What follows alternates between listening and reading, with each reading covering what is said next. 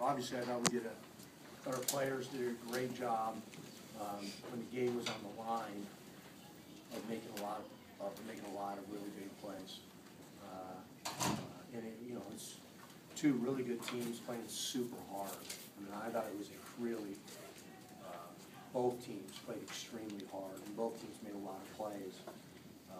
We just made a few more there in the gut, kind of in the gut of the game, from 7 minutes all the way down.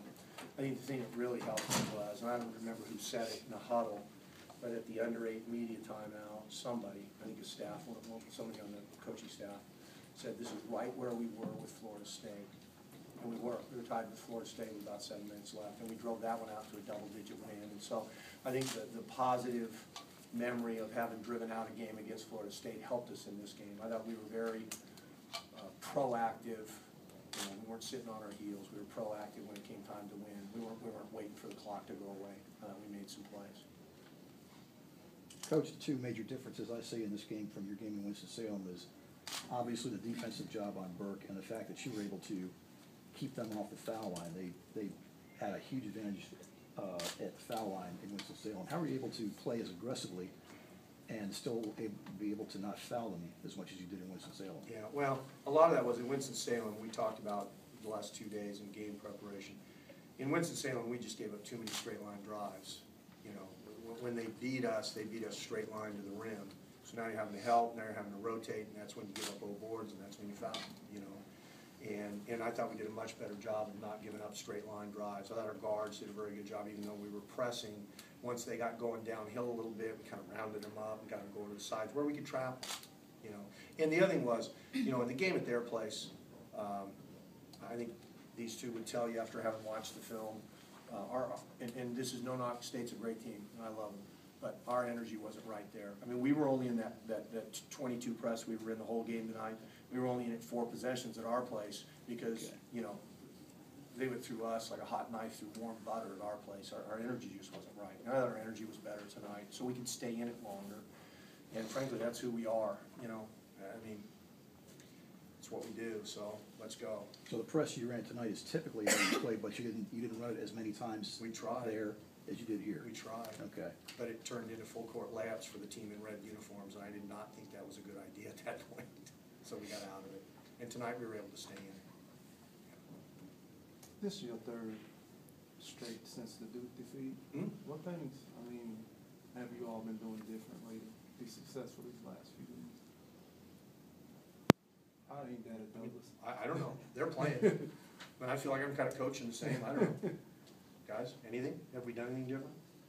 I don't think we've done anything different. I think we've just, we look at film and we see like opportunities that we gave away by not playing as hard as we should or executing. So I think we just cleaned some things up. We're just playing hard and, fixing the things that we're watching on film. The one thing that I would say is we were playing pretty good, okay? And one of the things that happens in a league that's as good as ours, okay, is you hit some really tough stretches, okay? Our first, I'm going to mess this up, but our first 8 games, either 8 or 9, we played 4 top 10s, 6 top 25s. 3 of the 4 games against top 10s were on the road.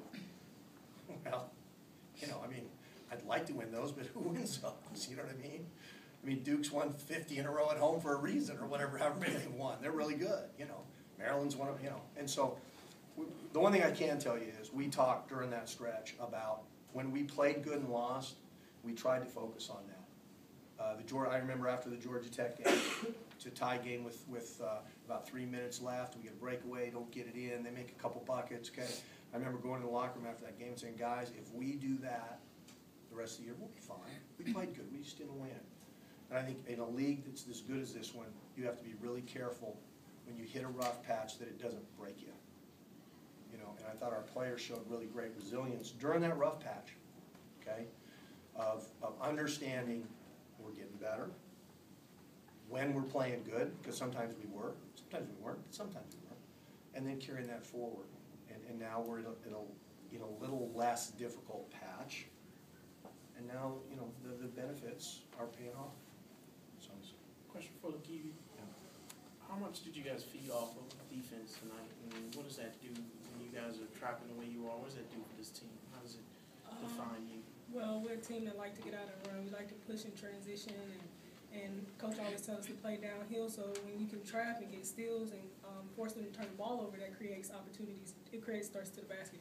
So if we get steals, we can push and transition and get easy buckets for layups. So we really feed off of trapping and making them turn the ball over, or even if we don't, having them set up their offense with 15 seconds left on the shot clock. So I think it's definitely a huge part of what we like to do.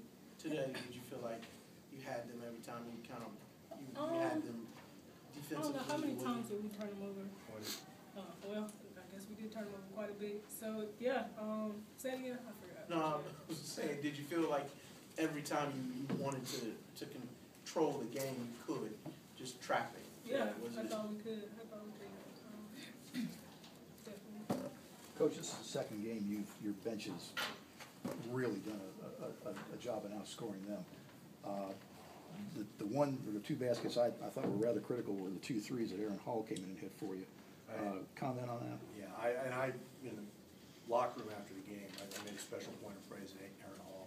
You know, and you have no idea. Well, you probably do have an idea. It's so difficult to do what that kid did. Okay, you know, I try to play kids in the first half so they've got a little something going. Okay, so E Hall, let's do E Hall's day. She had shoot around. She ate pregame. We got to the gym an hour and a half before the game. Okay, so she'd been sitting since 3:30. Okay, didn't play in the first half. Then halftime was like an hour. You know what I mean? And then we come up and I turn around 4 minutes into the half and go, "Hey, E Hall, go ahead and win the game for us." You know, that's hard. Okay, and that kid played great and made huge shots in a. That's a difficult thing to do. And you know, the one thing about E is, you know, she knows what she does, and her teammates know what she does. You know, if she goes out there and doesn't shoot, we got problems. You know, make or miss, that kid needs to shoot the ball, and she did tonight. And I agree. I thought her threes gave us great energy, and I also thought she did a good job defensively in the press. You know, I think she corralled the ball and forced it into some trapping areas where we could get into them and rotate a little bit. So there's no question that was huge. But you know, the scoring off the bench, that's who we are. I mean, how many games have we played? 25. Played 25 games. I bet our bench has outscored our starters more often than not. You know what I mean? We don't have I mean, if I had my way, 10 seconds after the guy gets done singing the national anthem, the referee would blow the whistle and throw the ball up. I think we make too big a deal out of starters. You know what I mean? Let's just go, okay? And our team's that way. You know, how come Garcia? You know, Garcia's a pretty good player. She didn't start. That doesn't mean she's not great. She's a good player. You know, and Kayla Walker, a really good player. She's not starting right now. Who cares? You know, I'm more concerned about who's playing in the gut of the game than who starts. And so the bench thing for us is.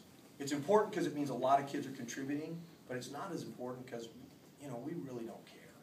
You know, we just want to throw the ball up and let's get after it. This possibly could mean, considering the standings right now and the rest of the schedule, you could very well end up seeing this team again in the first round of the ACC tournament. Any comment, any thoughts on that at this point? Whoever you play is good. You know, I mean, it doesn't much matter. You know, everybody you play in the tournament's good. You know. And so I'd be, you know, whoever it is, we're going to try really hard, you know, and I'm sure they're going to try really hard. So, but we've got 4 games left. 5? 4. 4. We have 4 league games left, and we're going to focus on every single one, you know, and we're going to fight our way. You know, this is a team that's still playing to get in the NCAA tournament. Don't kid yourself, okay? We got opportunities, okay, and whoever we play in the first round of the ACC tournament is just another opportunity, okay? And you know, if you're going to achieve anything ever, you got to have a big opportunity. Okay?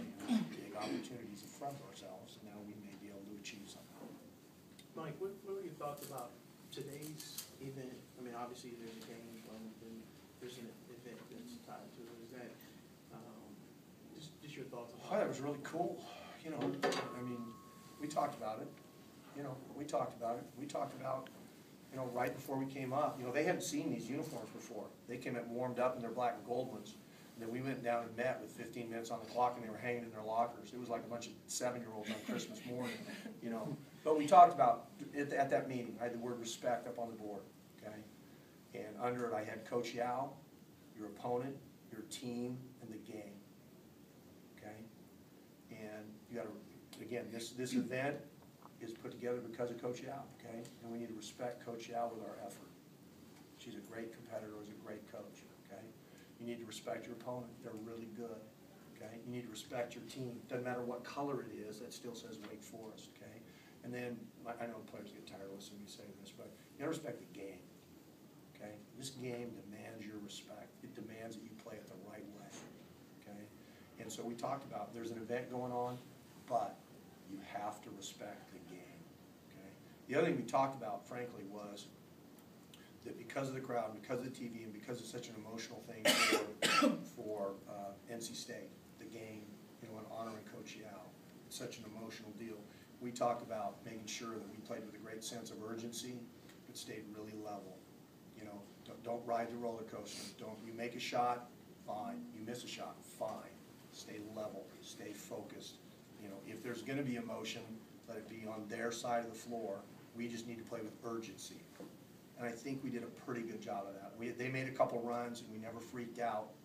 You know, we played with good energy, but we didn't ride the emotional roller coaster that you can get into sometimes on a TV game, you know, or a big crowd or a special event like this. It's easy to get so geeked up that you forget to play.